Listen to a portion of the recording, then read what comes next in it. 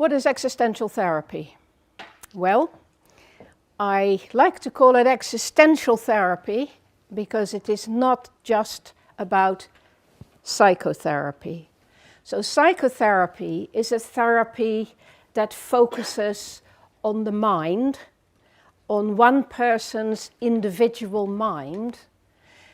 It's very individualistic, but existential therapy focuses on life.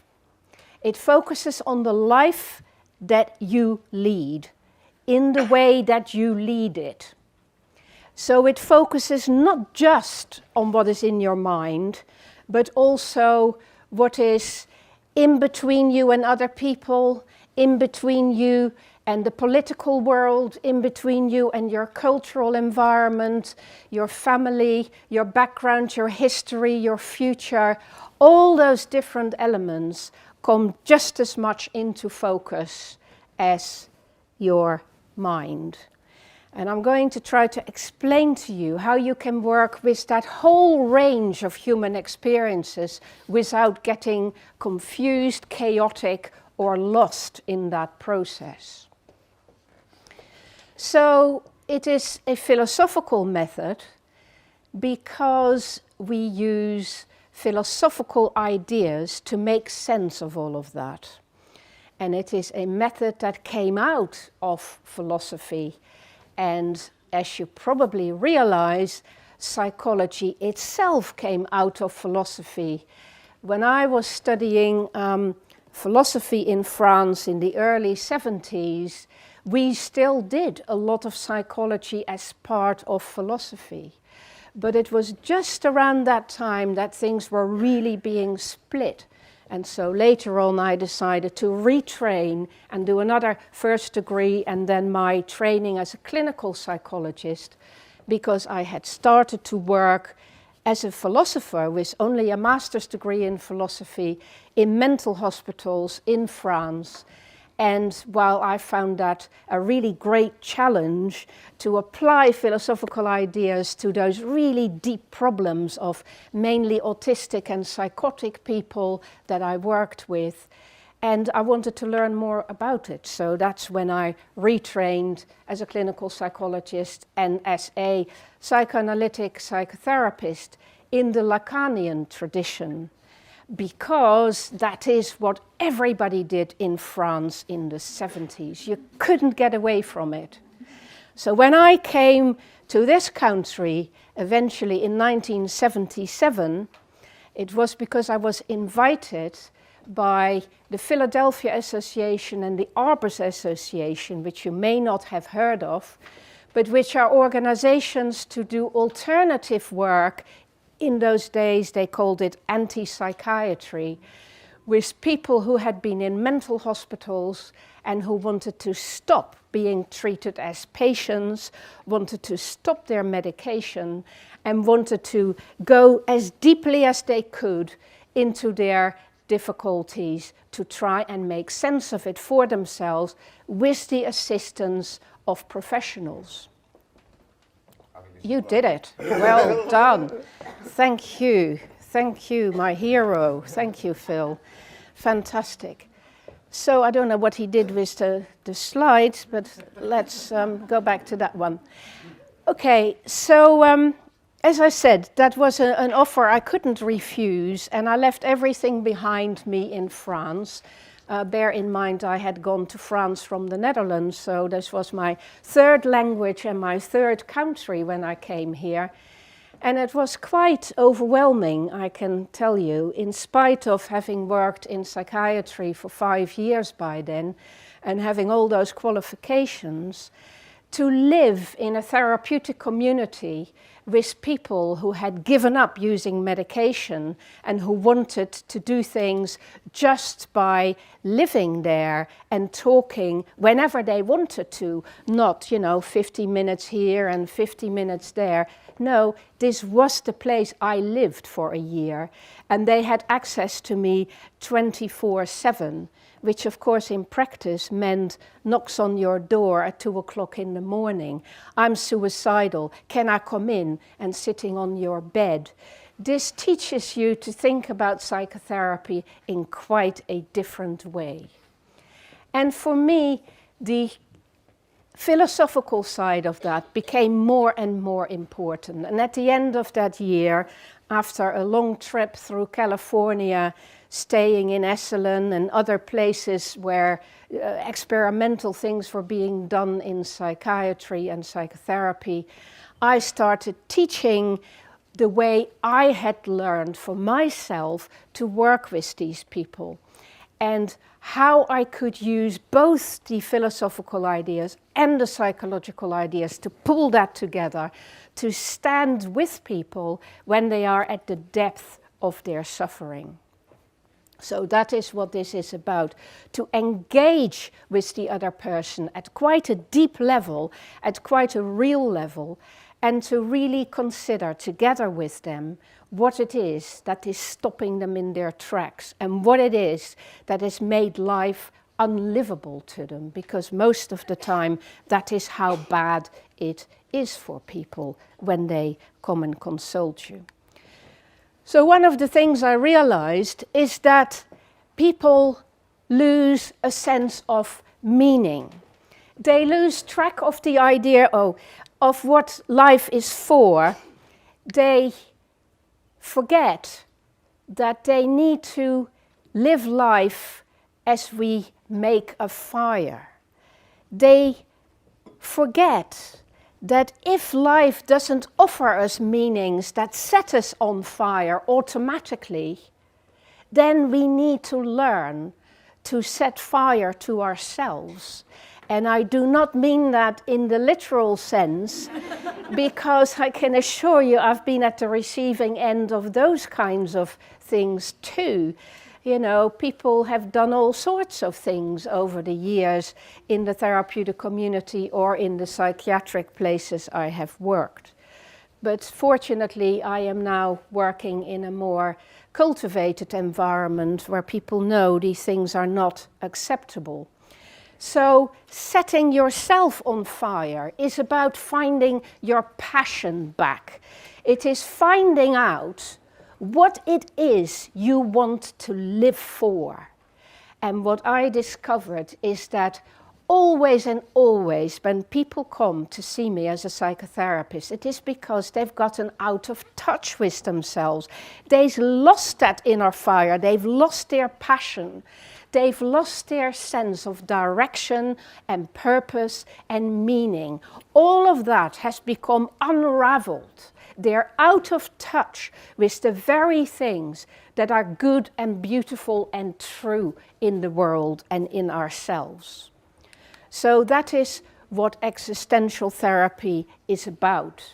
It is about enabling people to get some perspective, to come out of the tunnel, not just to see the light at the end of the tunnel, but to actually move out of the tunnel, to get back into that physical movement, that mental movement, that emotional movement, that spiritual movement that gives them a sense of, yeah, here we go, I know where I'm going, and I can see that I can navigate my life again. So that is the objective of existential therapy. It is about making sense of the world, but particularly about making sense of the way in which we make meaning in life. So there is quite a difference between making sense of something and making meaning of something. And the way in which I view that is that meanings are always complex and they're always multi-layered. As a philosopher, I have entirely rejected the opposition between dualism and monism. I believe everything is layered and multi-layered and diverse. It isn't binary, it's never binary, but it's always complex. So I'm not interested in materialism or idealism. All of it is true in some way. Our challenge is to fit all of that together and to understand how we create a pattern of meaning that we can thrive on and enjoy living with. So I have this system of looking at things always systematically at a physical level, a social level, a personal level, and an ideological or spiritual level, because everything has each of those aspects. And you can argue with me about why 4. Well, 4 historically, because of what other philosophers have said about that, and because if you have more than 4, it gets a bit unwieldy. But then, of course, you can divide the 4 into 4s, each of them. So you have 16, and you can play with it. Or you can say, well, if this is life, like a big cake, we can cut it up into 4 slices, or we could cut it up into 5 or 6. I don't really care.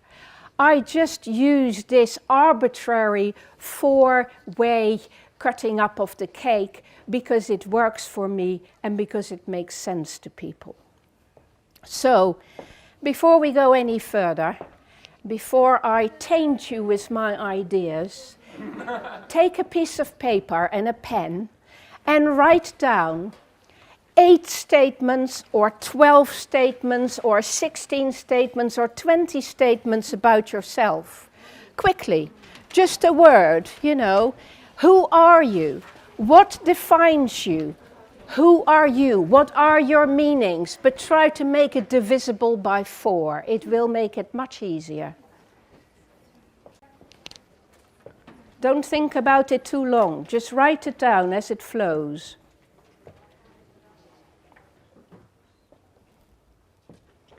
Okay, now what I would like you to do is to talk to your partner. You've already sort of partnered up in the previous session. And to establish whether these things you've written down are physical, social, personal, or spiritual. So the things that are physical are statements like, I'm a man or a woman, or I'm both, I'm trans, perhaps. But anything to do with gender certainly has a physical element, but it may also have another element too. So you may find that every statement you've made can actually be located at different dimensions. So when I say I'm a woman, I am surely thinking in a physical way, but I'm also actually thinking about my social role and the interesting battles I've had to wage in the 60s and the 70s and the 80s particularly to get anywhere near where I am now. I am also thinking about myself personally and making sense of my identity as a woman and claiming that in a way that suits me rather than the way in which other people define it. And I also think of it in a spiritual way. Funnily enough, when I think about giving birth to my children and raising them and my grandchildren, there is a kind of a sense of a global sort of feeling of the meaning of being a woman. So I can deepen every statement I make and look at it in a layered way. So take a few minutes each to discuss what you've written down and let the other person help you think about this layered way of looking at that. I'll give you 5 minutes for that, now maybe more. You have just started doing existential therapy because you have started talking about yourself in a more philosophical and exploratory way. You haven't gone to a particular problem. You have gone to look at yourself in the round. You have challenged yourself to look at everything that came to your mind from different perspectives. You have also been in dialogue with another person rather than another person doing something to you. All of those are characteristics of existential therapy. It is very much dialogic we work together. As human beings, we work together to try and understand how this person is perceiving the world, is engaged with the world, is entangled in the world, is moving in the world, is connected or disconnected to the things that matter to them. So that is very much the beginning of the process of existential therapy. And of course we find that everything is layered. I'm not going to ask you to feedback about it at all, but we'll come back to it later. Everything is layered and connected in the universe. You know where we are, don't you? I'm sure you know this picture. Our galaxy is here, somewhere. The galaxy, you can't see the sun and the different planets, let alone the Earth. The universe is bloody complex, and it is both extremely uplifting and quite scary to think of ourselves as tiny little specks in that great, vast, amazing, astonishing, awesome thing that we really haven't got a clue about what it is about. We have many different theories, religious theories, philosophical theories, but really nobody knows the full truth of it. We are just here on this earth for what? 60, 70, 80, 90, maybe 100 years, doing stuff which we call living. And lots of us find that problematic and difficult. And existential therapy is a way to enable you to get a hold of it instead of wasting your time and actually begin to make sense of it. And as I said, start to take charge of it. Start to think about where you want to be with all of that and how you want to move forward with it. But never forget, we are never but one aspect, one element of something that's much wider. And relationships are always essential to our survival and are what inspires us. So look back to what you've written down, and you will see that every single statement you've made implies a relationship. It implies relationship to your body, to your mind, to other people, to yourself, to your image of yourself, to your purpose, to your future, to your past. There is always a definition of how you are in relation to your world. And that is far more significant than you realize. Because by defining what you connect with, you choose your territory. And by disconnecting from things, you also choose your territory. Now, some people are in need of more connectivity, and some people are in need of less connectivity. Some people are in need of simply organizing their connectivity so that it isn't overwhelming any longer. One of my favorite philosophers is Søren Kierkegaard, a Danish philosopher who is often called the father of existentialism. He worked at the beginning of the 19th century. And this, what he said here, is very interesting. He said most people are subjective toward themselves and objective towards all others, frightfully objective sometimes, meaning judgmental. But the task is precisely to become objective toward oneself and subjective towards all others. There is something revolutionary in that, which is like the Copernican revolution. Instead of thinking that everything turns around us, it is about shifting our view to seeing how we connect to everything else that is in the world. and to allow ourselves to learn to take different viewpoints, not just the viewpoints from our little hurt egos, but the viewpoint from our community, or the viewpoint from our boyfriend or girlfriend or spouse or children, and to try out these different viewpoints and have a dialogue about it with the other people in our life in order to get a greater, wider perspective on our lives. Very interesting when you start doing it. By no means easy to do. When people come for psychotherapy, they're always self-absorbed, inevitably. When we're in trouble, when we're upset, when we've lost something that's important to us or somebody in our lives and we feel we can't cope, we become very self-absorbed. We feel that the solution is going to be to navel gaze, to really go into it, and that somehow magically that will sort it all out.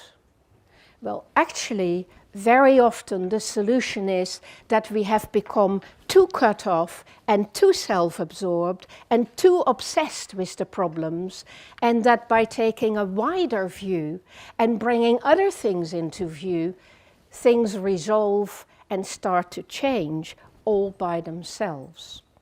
So it is often about re-engaging with the world rather than disengaging from the world. And of course, engaging in different ways as well.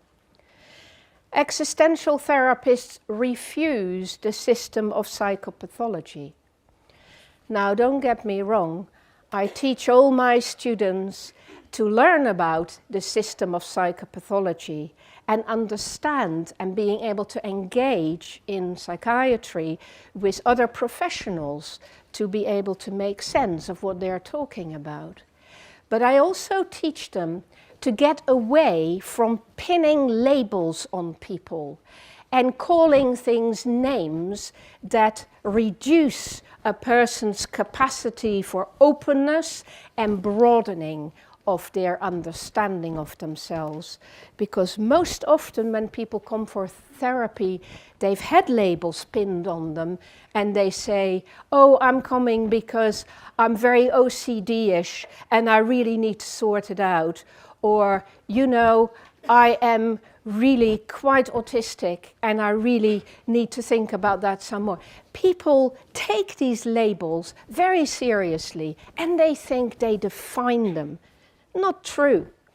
We all have the capacity for all of those behaviors and all of those experiences. Some of us more than others, you know, let's not fool ourselves. But nevertheless, we are much more changeable and much more flexible than we often like to think. So existential therapists inquire as to what people's problems with living are, rather than what their psychopathology is. And they draw on the wisdom of philosophy to work on that. So, as existential therapists, we use philosophical method. Now, let me throw some nice philosophical words at you. So we use, for instance, phenomenology, which I'm going to teach you in a moment, quite simply. How many of you know how to work with phenomenology? Very few. I will tell you a bit about that. Dialectics. You've all heard about dialectics, but how to use that in psychotherapy. Meiotics, you know what that is? That's Plato's science of midwifery. That's what meiotics means. It's the science of midwifery. But it's not giving birth to a baby, it's giving birth to the wisdom that is at the heart or in the head or all over any person that you speak with. It is about finding what they have inside of them in terms of knowledge and wisdom but have hidden away, and helping them give birth to it. So that tells you straight away what existential therapists do. They give birth so that the other person can become more than what they were before. They do not impose their own idea or their own interpretation on the person. They help them find out what they know. And that is what hermeneutics is about. So hermeneo in Greek means, I'll always have to show off my classical education. It's one of the things that gave me most confidence when I was a teenager. Yes, my sister bullied me, but I spoke Greek and Latin. So, you know, I must be okay. So that's become a sort of part of my identity. So meiotics is the science of interpretation, but not in a Freudian way, not in a way where we have a theoretical framework and we apply that framework to what we see in the person, and we make an interpretation saying that's an Oedipus complex, that's a Freudian slip. No, we say, look what's happening there. Let's describe it. Let's look at it together. What do you make of it? What is your understanding of it? What is your interpretation of what is going on? And then we can dialogue about it. We can argue about it even. But at the end of the day, it is about that other person owning their life, their understanding of who they are. I'm not going to tell you what it means that you wrote down those words rather than other words. And you might write something quite different next week, or would have written something different yesterday. I'm not going to say that's a psychological test, I'm going to mark you out of 100 on that. No, it's just a vehicle. It is in fact what we call a heuristic device. Heuristics means the science of searching for something. It is a philosophical way of searching for what can be found. Very often, heuristic methods involve us looking into our own hearts and minds while we're working with the other person. And this is also part of the phenomenological method. So that is what you will find out about in a moment. So existential therapists are directional rather than directive. They enable people to find their own direction. They do neither impose direction, they are not prescriptive, nor do they not impose direction by being laissez-faire and allowing people in confusion. They engage, but they allow the other person to find their own way, to get out of their stagnation, to become more productive in their life, and to be able to feel conversant with their possibilities. Nietzsche, who is also one of my favorite philosophers, and who of course followed on quite nicely from Kierkegaard, as he worked at the end of the 19th century, said, man's task is simple. He should cease letting his existence be a thoughtless accident. Man or woman, or all of us, should become more reflective about life and about ourselves and everything else. That, by the way, is a picture of the Oracle of Delphi. Buber, Martin Buber, who was a theologian and also a philosopher, spoke about das Zwischenmenschlichen, the interhuman, what happens between people.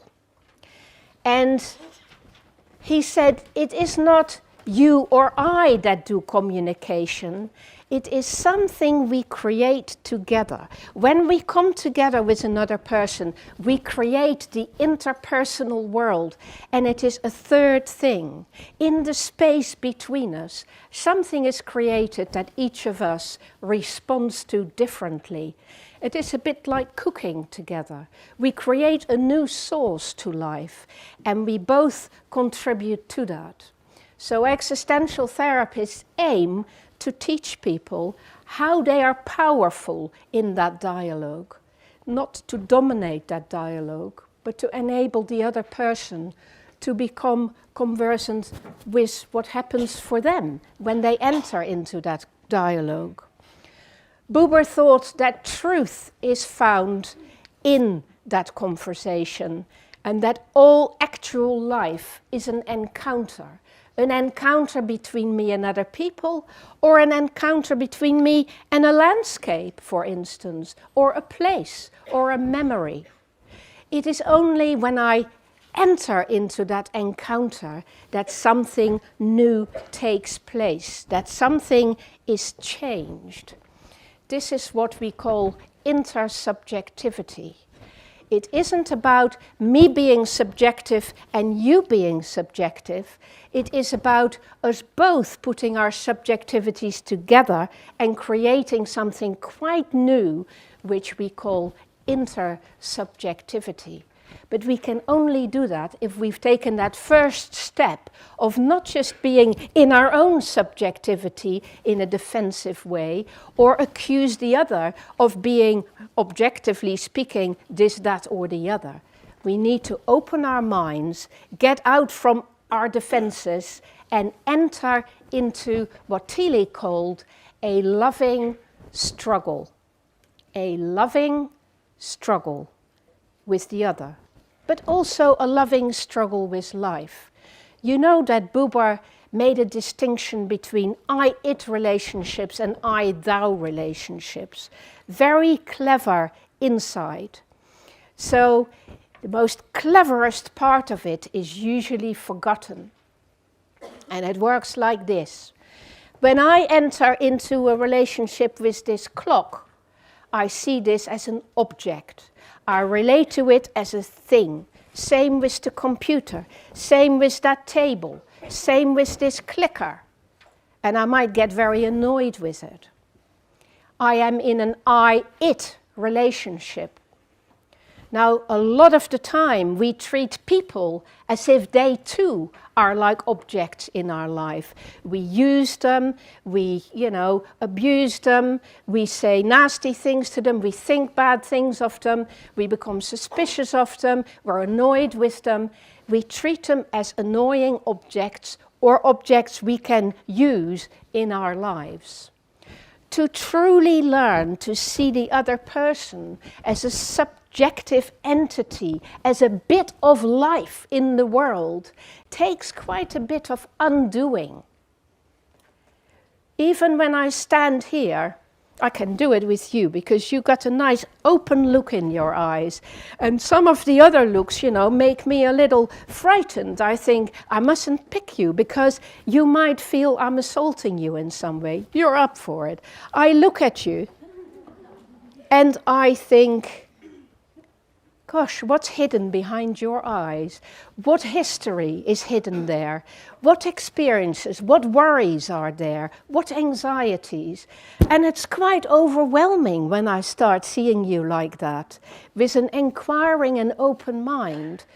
And I already feel something quite different about you when I allow myself to do that. It almost brings me to tears to start guessing at who you really are and what your struggles are in this world. And if you can do the same for me too, then something amazing happens between us. We put together that loving openness with the other and we change ourselves. And that's the genius bit in Buber. When I relate to the world in an objective I-it way, I harden myself. I make myself instrumental. I become like a thing myself. When I open to the other, and I inquire as to who really they are and how really they are in life, in the world, what they live for, what matters to them, something shifts. Something shifts in them, in between us, and something shifts in myself. And so it is when I'm in therapy with my clients, I become a better me than when I am doing the principle bits and I have to, keep order, or I have to make annoying decisions about discipline or things like that. I become instrumentalist, and I hate that feeling. But that too needs doing. We cannot just be in I, thou. Some of the time we have to be I, it. We have to be tough-minded, and we have to deal with the world of things. So both those things are necessary. As long as we remember, as Paul Ricoeur has it, a very good philosopher, hasn't had anything like the fame he deserves. He spoke about the only way to achieve some form of knowledge is to come through it through dialogue. And you know why that is? It is simply because if I come to knowledge without coming through dialogue, I have only one perspective on it. I do not have the benefit of the different views. And it is really in dialogue that we find out all the blind spots we've got and all the set ways of interpreting and thinking and meaning finding that we all stuck with. So this kind of therapeutic dialogue we get into is amazing because it helps us to go beyond what we normally would assume is the case about things.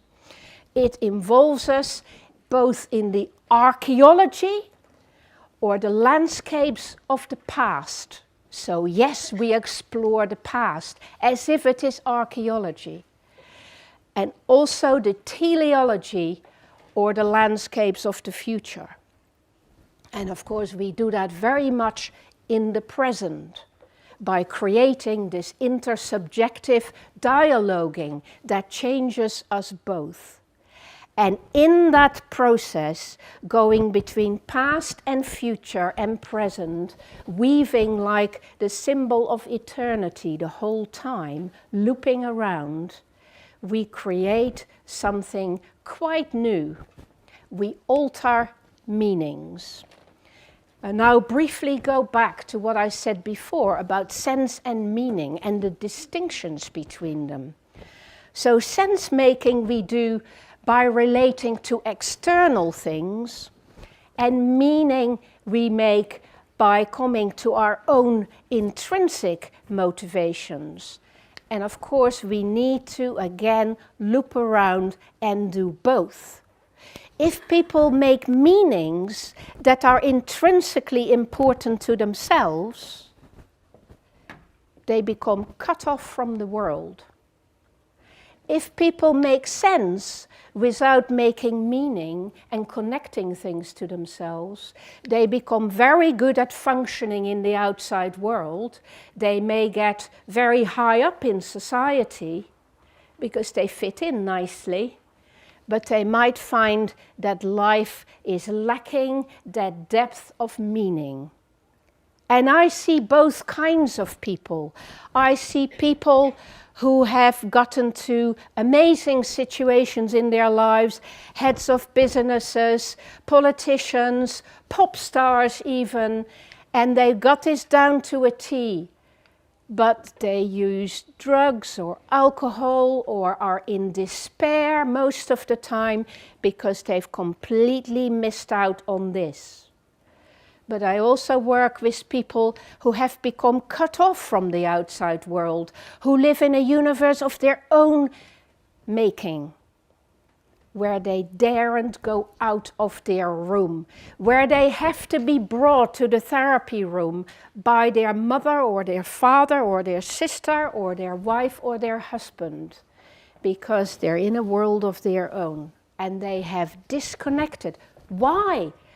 Because, as usual, there was no place for them in the world, or so they thought. And these people, just as poor as these people, thought they had to be out there in the world and just conquer the world all the time. And there was no room for that inner thought that helps us reconnect with meaning. So we need to do both these things, funnily enough. And I don't know how many of you know about linguistic theory and the Saussure and structuralism and all of that, but that was a large part of my training in philosophy, and I can't help but go back to it. As the Saussure said, the sign, like table, has always two parts to it. One is the signifier and one is the signified. So the signifier is the word or the image, and the signified is what is actually evoked in the mind about it. And the funny thing is that there is a slippage between those things, and that is what makes it possible for us to communicate. When I say to Joyce, Joyce, I'm going to buy some more shoes, Joyce thinks of some particular kinds of shoes that she likes, and I think of some particular shoes that I like. When I say to my husband, you really need a new pair of shoes, he says, no, why? And then we become aware, we talk about it, that his idea of his really old shoes that I think are scandalous and full of holes is the right idea about shoes, and my idea of nasty new shoes that will be hard and horrible is not his idea of shoes. So though we communicate about shoes, actually we have very different meanings attached to it. And it's funny how we forget that. And it's also good we forget it, because it allows us to think we're talking about the same things when actually we are not. Now, this is hugely important in existential therapy, because we constantly go back to asking people, what does it mean to you? What is that like for you? Or what is your idea of that? Or how would you define that? We investigate with the other person what their life, their universe is actually about. And the difference, the slippage between those terms is the most interesting bit. And you know how I told you earlier that I grew up in the Netherlands for 18 years, did my classical education there, then moved to France, then worked and studied and lived there for many years, then came to England. Well, you know, each time I made that linguistic move, I lost all my signals. I lost all my ability to make myself understood or explain things. But you know, at the end of the day, and there is now research on this, when you do that, one really good thing happens. You get disconnected from the signifiers and you tune in to the signified. So I'm always aware when I use words, I don't think about the words, I think about the thing itself. I think about what it is I'm actually talking about. And then, like magic, I get words in Dutch, in French, and in English, and I just need to pick the right one. Sometimes, now that I'm getting ancient, that is failing, the wrong language coming into my mind, and I go, what, I know it in Dutch and in French, but what the hell was it in English? Or the other way around. It's random. Well, it isn't random, but you know, it can be different languages that come or don't come.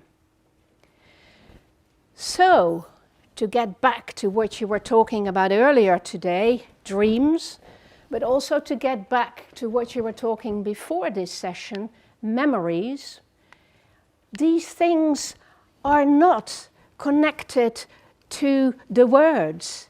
They are in between. Your dreams and your private meanings and your memories and your imagination, they are not objectified in the way that you might think. They are invisible.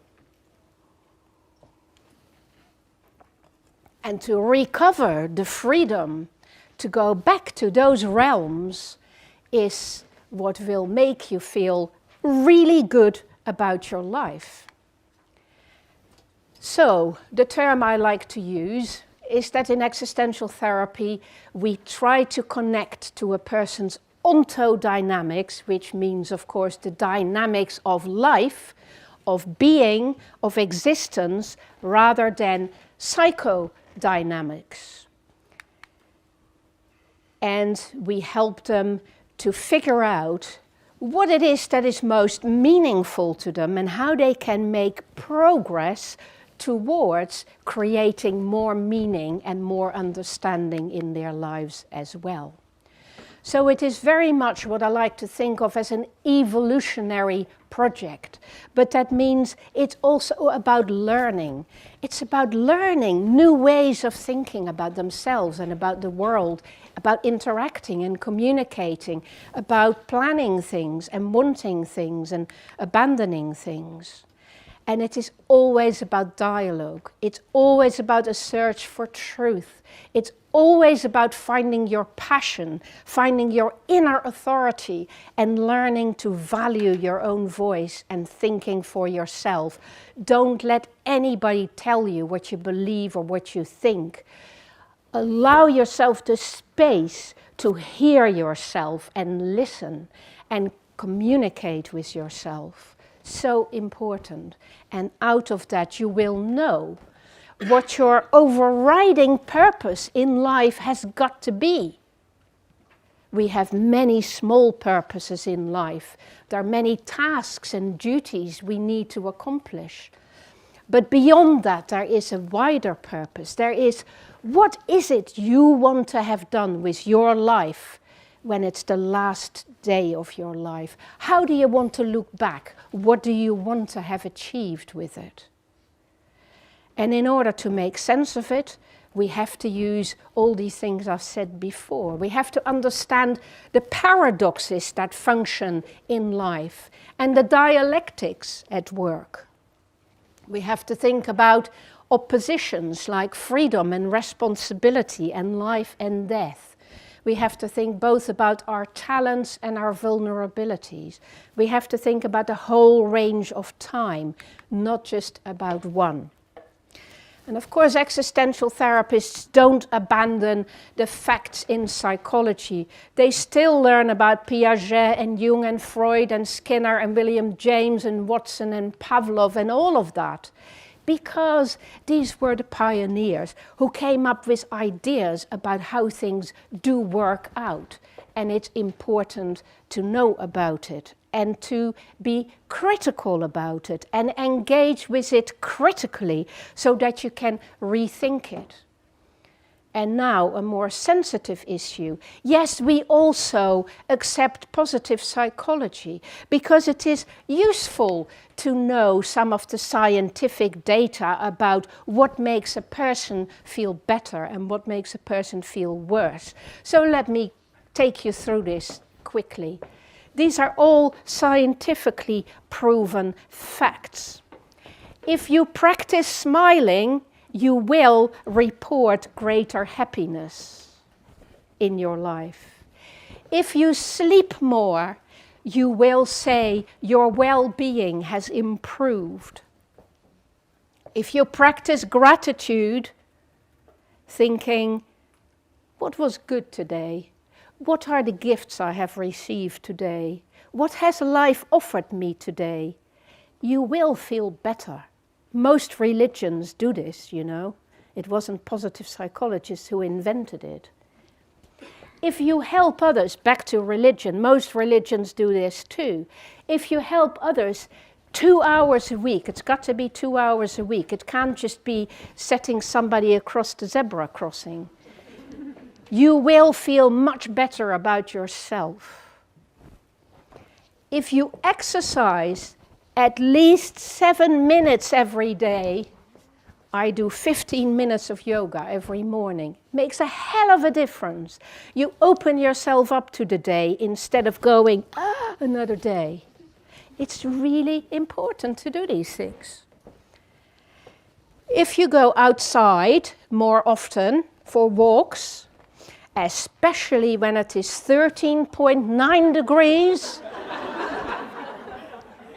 you will really thrive on that.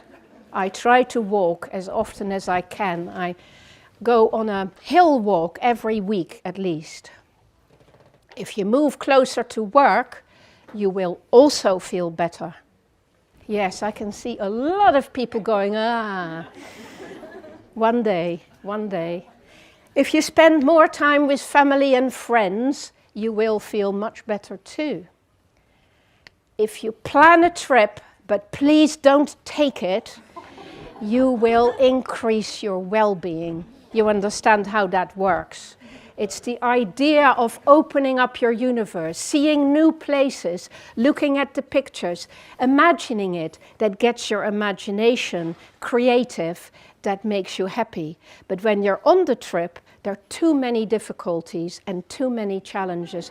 And many people come back home from holiday saying, never again, or now I need a holiday. So that's how that works. And finally, if you meditate and rewrite your brain, that will affect your sense of well-being. So these things are proven to be the case. But think for a moment what happens when I work with the woman who comes to me who says, in the last 6 months, I have lost both my mother and my father, and my husband has just left me, and my son has just died in a car accident. Do you think I tell her to practice smiling or to sleep more when she is insomniac and she can't sleep at all anymore? Or do I tell her just go for a walk and you'll feel better? Of course not. It's a complete nonsense. These things are useful, but they're not what existential therapy is about. Existential therapy is about exploring those huge challenges that life puts to us, those difficulties that we think, I can't cope with anymore. But you will find a way to understand and cope with. That's what it's about. And in order to do that, you need to have some understanding of how things affect us.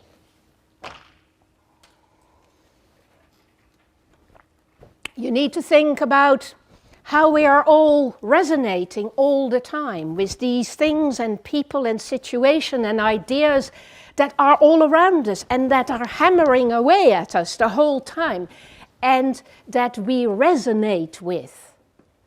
But we can learn to either pick up these things and let them affect us, or we can change these things. We can alter them when they hit us. We can interpret and reinterpret meanings.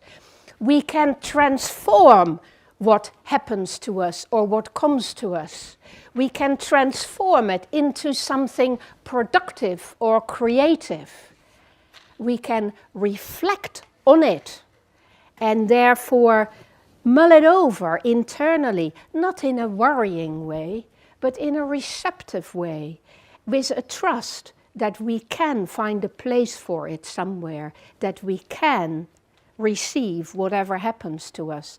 And that's what the session before this was about. It gives you a shortcut to how you might actually stop going over the same thing over and over again and find a space in yourself to just receive it alongside other things that are important too. We can either choose to absorb things and really take the meat out of it, or we can reject it. We can even stop it. Some people get very good at warding things off or sending things back to other people. You know, some people in business are extremely good at this. I've had to learn to do that myself because otherwise I can't be in therapy with them. I have to be able to give as good as I get with every single individual. So when I work with somebody who, when I say, you sounded a bit angry there, he says, anger? That's nothing by comparison to what you'll see in me if you keep telling me what my feelings are. And he's right. That is his way of protecting himself. People find different ways of protecting themselves. The objective, however, of existential therapy is to learn how not to just protect ourselves, but get good at taking all the grist into our mill, no matter what it is, and do something with it. So we can learn to magnify things, we can learn to illuminate things, we can learn to refract its many different facets as we would do through phenomenology. We can transform meanings as well as receiving them. And now I'm going to take you through a little bit of Western philosophy, because this is what Western philosophy was all about. And all of the different brands of psychotherapy were there in ancient Athens already. Socrates said, bad men live that they may eat and drink, whereas good men eat and drink that they may live. Because we may well want to do both those things. Socrates was the first philosopher, really, who said the unreflective life is not worth living. But that saying, you will find it everywhere, all over the place. You'll find it in Taoism, you'll find it in Islam, you'll find it in every world religion. The challenge to human beings is to learn to receive life, reflect on it, and make something of it. You know Plato's cave? You know how that works? That is absolutely the epitome of what existential therapy is about, as far as I'm concerned. You know, these guys here are sitting chained up to a wall with their back to the wall. They're watching these shadows on the wall of the cave on the other side. And you know what they're doing? They're sitting there their whole lives, arguing with each other, saying, this means this and that means that. And they're competing with each other and they're getting into all sorts of problems. What's actually happening is there's some other guys here that are marching up and down that wall with these images in their heads, and that is reflected on the wall because there's a fire here. Strange situation. Quite a lot like how we live a lot of the time, where we watch our screens and our televisions and we get very worked up about all sorts of things and we think we know better than the others and we get so in a huff about it all. Well, said Plato, what really needs to happen is that one day the philosopher needs to come into the cave and set these guys free. Take away their chains, allow them to get behind this wall, see what's happening with this fire, and then encourage them to climb out from that cave to the sunlight and discover that not only is there a different world here, but there's an entirely different world out there that these poor guys have been completely alienated from. Well, that's existential therapy. When people come to me, they're like in chains. They're going round in their heads with all sorts of things that really ought not to be the problem. And when they start to think about the big issues, about the things that truly matter to them, that will matter to them by the time they die, hopefully at the age of 90, after a long, productive life, then these problems are insignificant suddenly. They start to think about what their purpose is, what their direction is, what they want to do. Of course, there's another way to look at it, which is that they should explore the cave, because the cave you fear to enter holds the treasure you seek. And that's true too. So you can play with meanings in all directions, and as usual, everything is true. But everything needs to be set in proportion and in perspective with everything else. So after Socrates came Plato, and after Plato came Aristotle. Plato taught Aristotle. And Aristotle thought that these ideas that Socrates and Plato had come up with were very helpful to enable people to live their lives in better ways. They were really psychotherapists, you know. They were talking with people, which is why Socrates, of course, had to die, because he was talking to the youth in Athens, and he got them to have ideas about freedom and change and all that kind of thing. They were psychotherapists. And Aristotle thought, well, to be a proper psychotherapist, you have to have more knowledge. So he started this whole system of trying to describe human knowledge. But he also came up with this idea that what people should try to achieve is eudaimonia.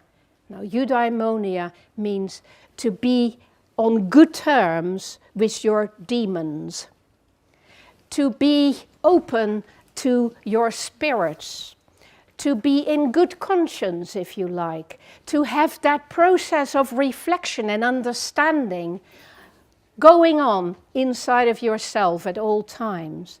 And at the same time, he thought you had to benefit the community at large rather than just yourself.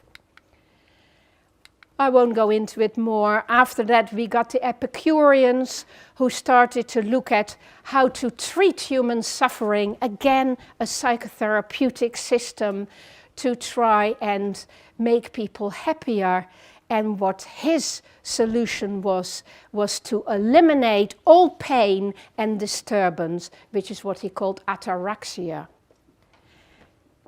Reduce your life so that you can just control what is still there, and all the disturbing elements are gone, and make the most of what you've got.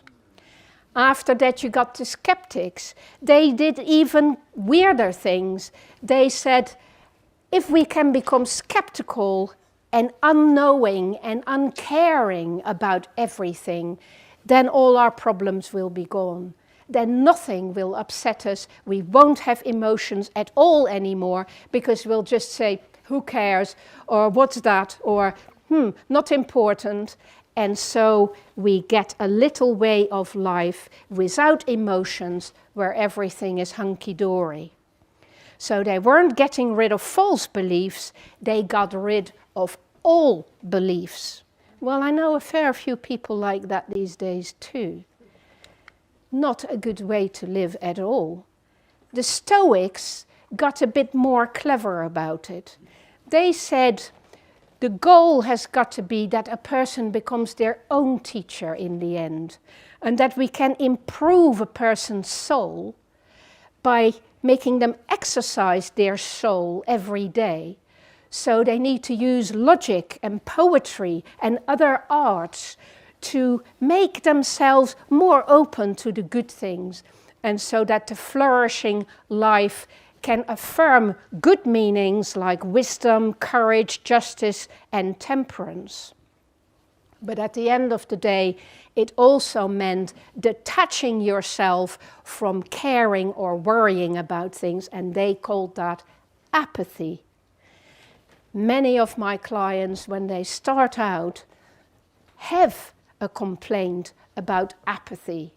They have lost a sense of enjoyment or importance about their life, and what they prefer to do is stay in bed all day and not do anything, get away from everything they can.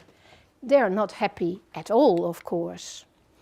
So let me skip all the way about 15 centuries forwards now, to the philosopher Spinoza. The reason I skip so fast, and I hope I'm not going to offend anybody, but what happened in between the Stoics and this time of Spinoza is that philosophy became entirely taken over by Christianity.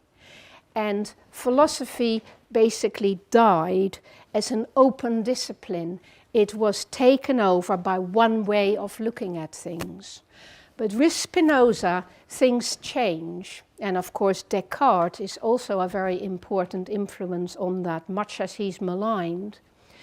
Because Spinoza understood that our emotions are actually extremely important. That these early guys, these Athenians, got it all wrong. They tried each in their own way to stop our emotions taking us over. No, said Spinoza, what we need to do is understand our emotions, not reduce them, but actually make sense of them. And he understood something extremely important, which is that essentially we have two sorts of emotions. We have emotions that make us feel we're going up towards something that matters to us, or we have emotions that take us down, away from something that matters to us. Now, the funny thing is, when Kierkegaard talks about this, he says, all our emotions of aspiration, of going up, make us anxious. That's what anxiety is. Anxiety is those upswinging emotions that make us want something, that make us want to do something. Because what is anxiety? It's just a simple mechanistic thing. It's adrenaline. It's our bodies getting geared up for the thing we want to achieve, the thing we need to do. The problem arises when we want to do it on the one hand, and on the other hand we suppress it. Then it spins out of control. It becomes like panic. So imagine you're sitting there thinking, oh my God, what rubbish she's talking. I wish I had the courage to say something about it. Shall I put my hand up? Shall I put my hand up? Shall I do it? Shall I not? Shall I do it? And you get this adrenaline, this lovely flow of energy, but you suppress it and you say to yourself, no, they're all going to think I'm stupid. Or, you know, it won't make any sense. Or she seems so in the flow, I don't dare cut her off. And so you suppress your energy, and then you become slightly unpleasantly out of touch with yourself. But if you use the energy and you go for it, and you go for that purpose that your passion directs you towards, you won't be anxious. You'll feel energized. You'll feel excited.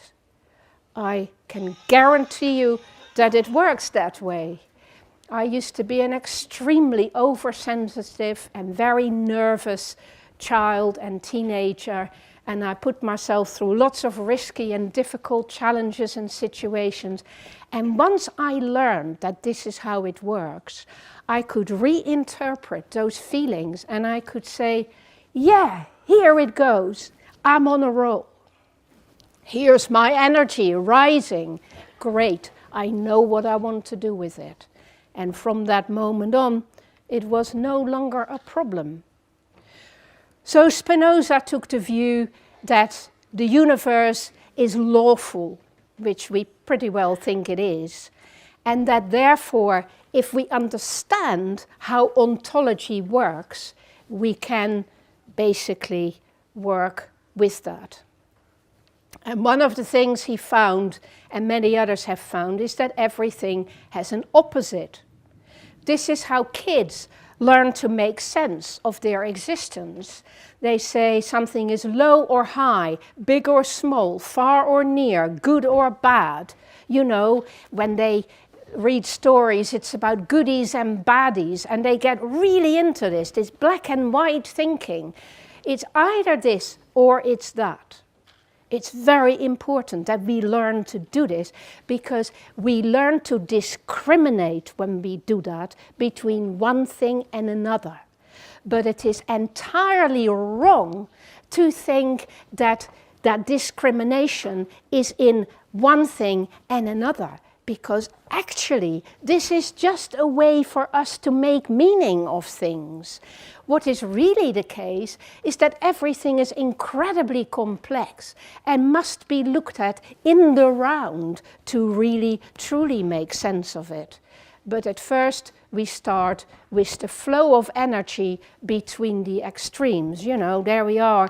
The positive charge and the negative charge, that's what energy is, the flow between. That's what thunderstorms are like too. A positive charge on a sunny day with a negative charge at the bottom of the cloud, and kaboom, you've got your lightning and your thunder. So, is there enough differential in your lives, or are you running out of energy? How do you get the differential back into your life? Very often it is about having more diversity in your life, having more challenges in your life, having more difficulties in your life, having greater problems in your life. Ha! We turn it upside down, because problems and difficulties are there to give you energy, to bring you to life, to make you think about solutions you can find, ways in which you can be creative around it. This is how life works. And this is how we come to dialectics. You know, that thing that Hegel came up with and then Marx turned into an economic theory. But actually, let's go back to Hegel for a bit and see how that works. One thing opposes another, we find a synthesis, and then that in itself becomes a new thesis with an opposition, and so on and so forth. Well, as it happens, there is an ongoing process there. Yes, use your energy. Tell me all about it. How do I get more problems in my life? Well, I could suggest a few things, like going out of your way to help other people, or join political organizations, or try to solve poverty in the world, or try to work out what has really gone wrong with your relationships and try to really speak to all the people in your life to try and get to the bottom of that. Just a few suggestions. Might that help? Yeah. No, seriously. It is important we challenge ourselves and we do seek out problems and difficulties. So this is how it works in therapy. That was old Hegel there. Somebody comes in with their view of their past, and in the dialogue together, we are comparing that with the present situation we're in, and out of that is generated a picture for the future, a synthesis, a wider view, a new perspective, something they hadn't thought about. So it always involves rediscovering the movement in your life, that forward feeling of going somewhere, of something good happening, of something changing for the better. And not just by chance, but because you have understood how it works and you're engaging with it. And you start to feel that actually your little unit of humanity can function much, much better than you've ever functioned before. And the sky is really the limit. This is my overview of some of the tensions we all have to work with at these 4 levels: physical, social, personal, and spiritual. And they go across, you know, we have to work with the physical in nature in relation to things, the body and the cosmos, different layers of that. And at each level, we have these tensions, these contradictions, what I call paradoxes. And we can't opt for one. We can't have all pleasure and no pain. We can't have just health and never illness. We can't just have harmony and no chaos. if we're going to open up to life, we've got to accept that we've got to be prepared for both those sides. We can't solve Brexit by leaving or remaining. We've got to look at the issues and look at all the sides of the equation, which is what we haven't done. We need to understand the connections between things, the multifold connections between things, because things are in patterns, and every person's life has many different points that are important, and they're all interconnected together. I need to go quick because there's only a quarter of an hour left, and I definitely want to speak to you about the emotions. I'm so sorry I won't be able to do all these things, but there it is. These are some of the existential philosophers that we draw on a lot. So there are the philosophers of freedom, Kierkegaard, Nietzsche, Schopenhauer, phenomenologists, starting with Brentano, Husserl, Jaspers, Heidegger, Scheler, the existentialists, mainly the French, Sartre, Merleau-Ponty, de Beauvoir, Marcel and Camus, the post-structuralists, Foucault, Lévinas, Ricoeur, Lacan, Derrida, and the existential humanists, Buber, Tillich, May, Arendt, and Maslow.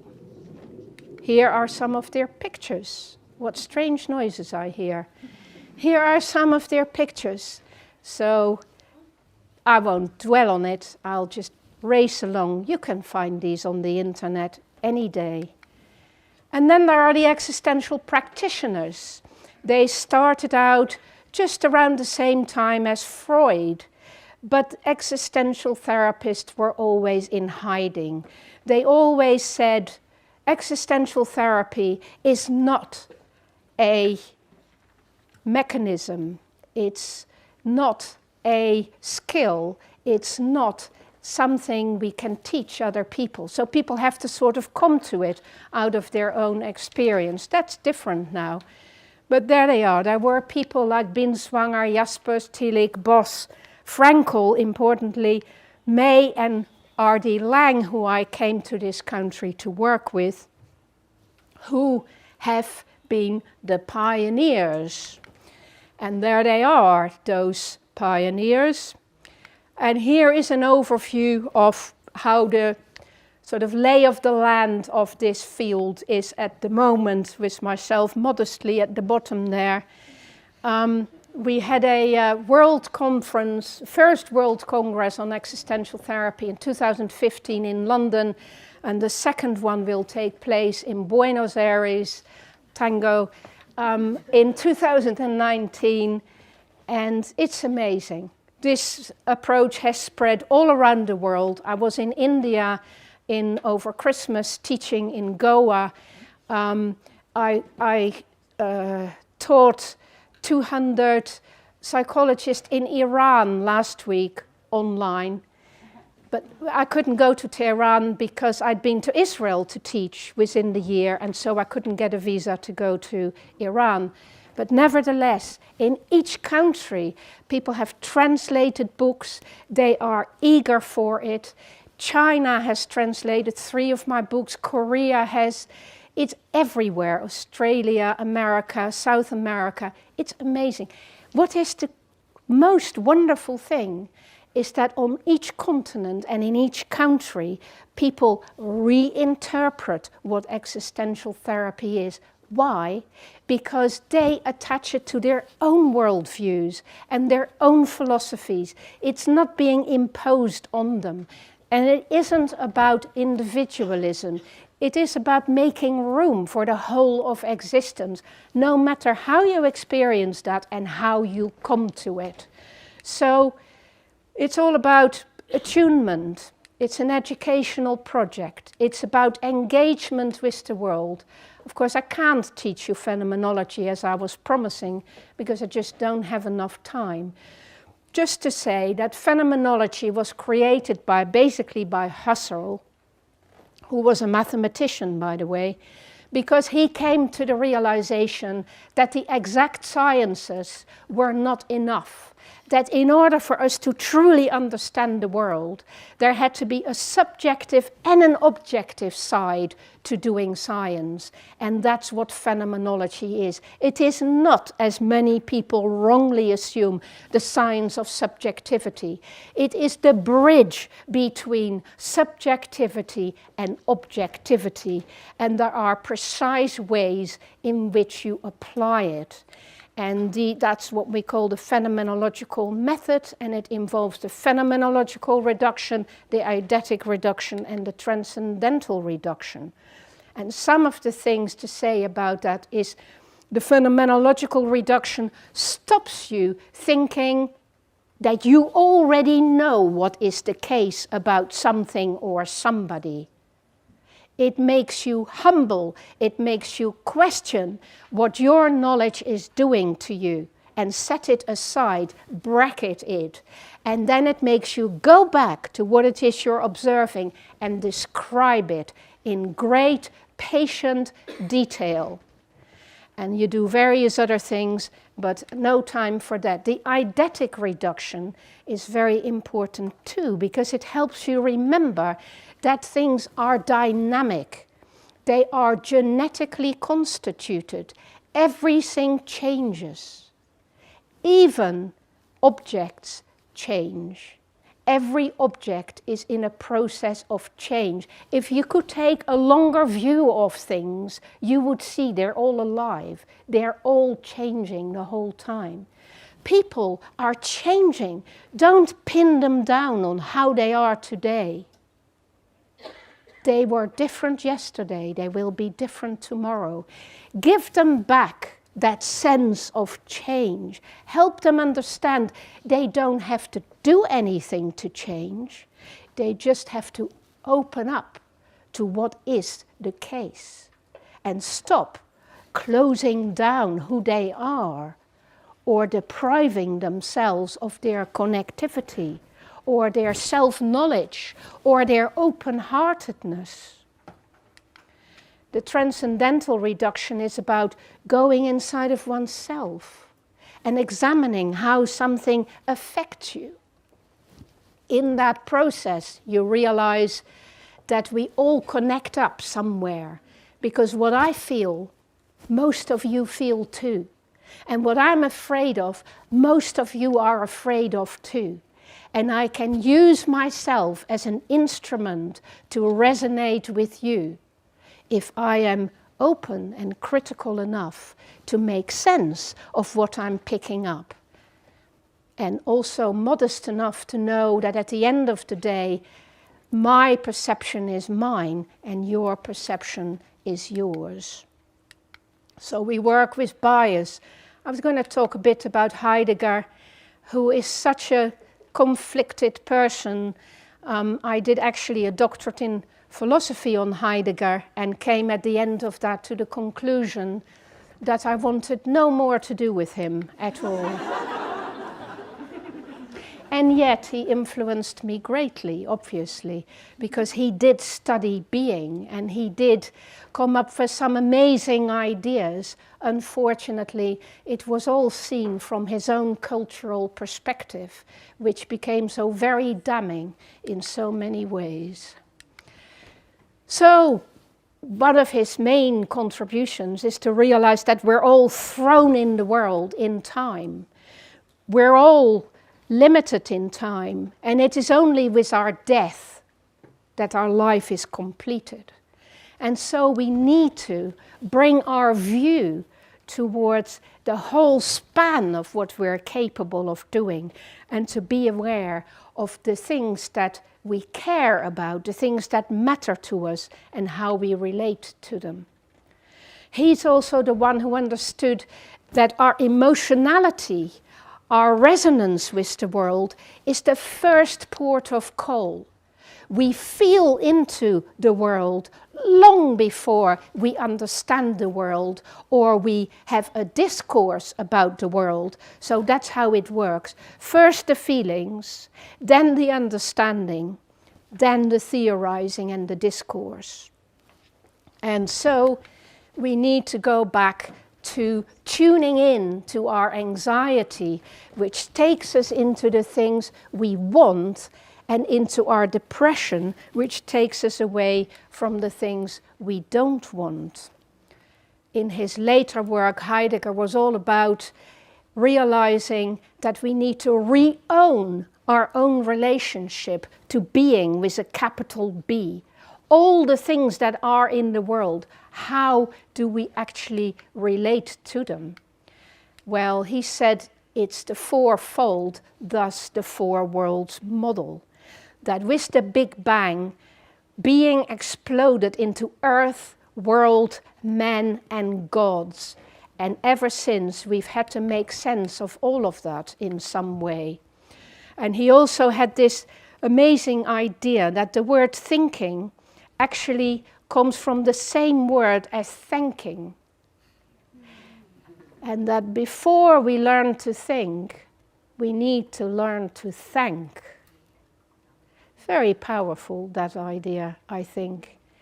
And it is really about opening up to a level of inner thought and inner being that allows us to find a whole new breath in life, a whole new way of being here, which he often called the Spielraum, which means it's translated as elbow room, so that you have room for maneuvering, but actually it means the play space.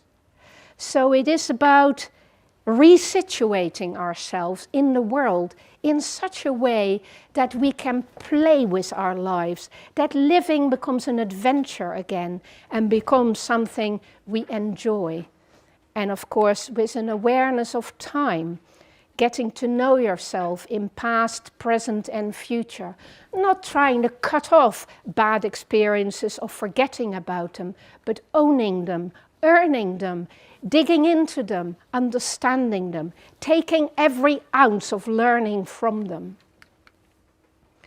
Structural existential analysis is what you do when you systematically look at somebody's existence through the lenses of space and time and various other things.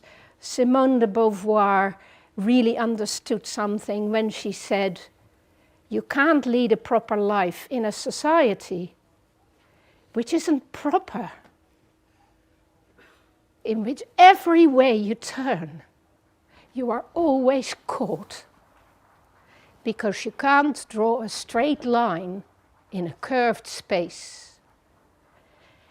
And that is what you try to do in existential therapy, to enable people to re-own their own space so that they can step outside of the curved space that they have been given. And they can become the creators of their world rather than the victims of it. And that is, I think, the most important thing we can do for another person, to hand them back their creativity, their freedom, their passion, their connectivity to all that is and all that is possible. And that is what I try to do when I do existential therapy, and it is what I try to teach my students. Helaas, I don't have time for all the other things I wanted to tell you, but let me quickly show you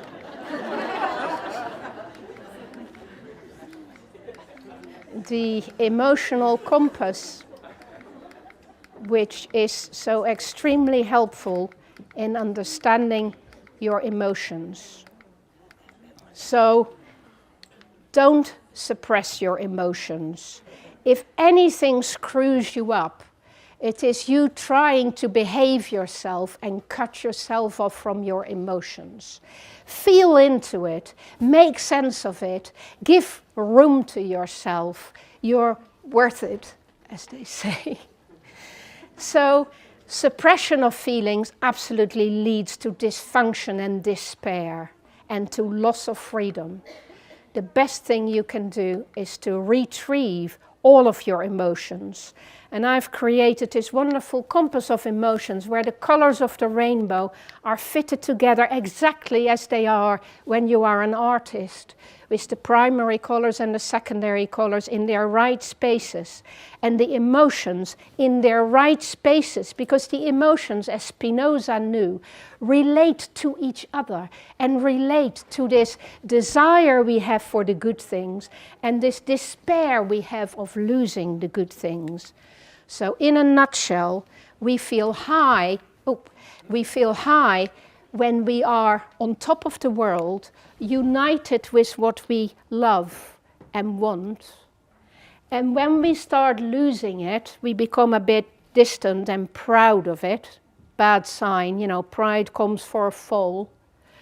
When it's really under threat, we start to feel these feelings that we call jealousy, which is caution, vigilance of my territory. But when we've not done that properly, and really our values are under threat, there is that last bit of energy we can muster, which is called anger, where we fight to get back there where we want to be. But you know, some of us are not very good at that. As soon as we start losing, we go straight into despair, and we go to fear, where we just want to run away and be in bed all day. And then to sorrow, when we are giving up what we value and we're grieving, which leads us right to the bottom, which is where we call ourselves sad, where we feel low, literally rock bottom. When we start building up again towards a new purpose, we go to shame at first because we think we're not good enough to do it, but we always are. We become envious of others who we see capable of doing it, but we too are capable of doing it. We get in touch with our desire again, and with that we become hopeful. We are now going into that nice space of achieving something towards our high feelings, where we have to do the work of love. Love is work. Love is work we do to tend to the thing we value. And when that works out, we experience joy. And that takes us right back to feel on top of the world. And you know what's going to happen next, don't you? You're going to slip right back down to the bottom. And you're doing this at so many different levels, on all the planes of your life, all at the same time. So in order to make sense of that, when I'm in dialogue with my clients, I need these kinds of diagrams so that I know where the person is, what it is that is contradictory for them, what paradox they're working with, what possibilities they see, what hopes they have, what aspirations they have.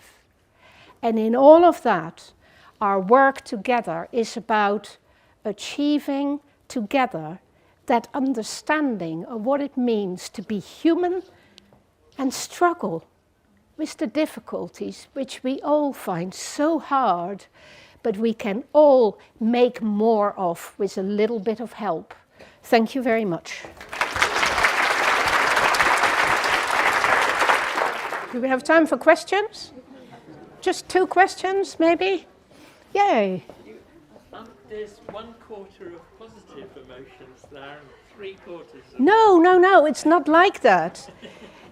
These things are also negative. Yes. You can become very giddy in your joy, and that can be extremely annoying or destructive.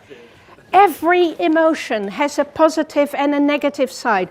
They're all necessary. Thanks for that question, because I forgot to point that out. I have better diagrams that show that. And that, that reminds you of, different things that can happen to that. So, jealousy can be negative, but it can also be vigilance. It can be a positive. And joy can be thrill and excitement. But as I said, it can also make us lose our mind completely and get into trouble. every single space in our emotions has pluses and minuses, like everything does. Thank you. Can I ask a question? Yes? I was really interested because you shared a lot about the values and ideas of. Yeah. But in practice, what does it? You know, because a lot of schools of psychotherapy, they said, well, this we do it this way or that way. Or, Yeah. And when you look how they work, a lot of the time they're very similar. They would ask the question, they would be really curious about the client, they would try to help them to find a way. But I'm just trying Yes, to understand. good question. Good question. Many psychotherapists from other schools will also work in similar ways to what I have described. And many existential therapists will use some cognitive behavioral ideas, some psychoanalytic ideas. You know, lots of different things are in common. But where this is different is the focus and the emphasis. So this is very much about us being equals in dialogue together. And it is always about your life rather than about you and your psyche. The psyche comes into it, and your emotions are hugely important as part of that. But it is not what we focus on. We go way, way beyond that. We have lots of political discussions, social discussions, philosophical discussions, cultural discussions. It is much, much broader based. That's the best I can say. Try it. As well as compassion. Sorry? As well as having compassion. Compassion, absolutely. It is all about finding our passion together and seeing how we need to interact with that and kind of give and take with each other. Absolutely right. I think that's probably it. People are keen to go home. Enjoy your evening. Bye.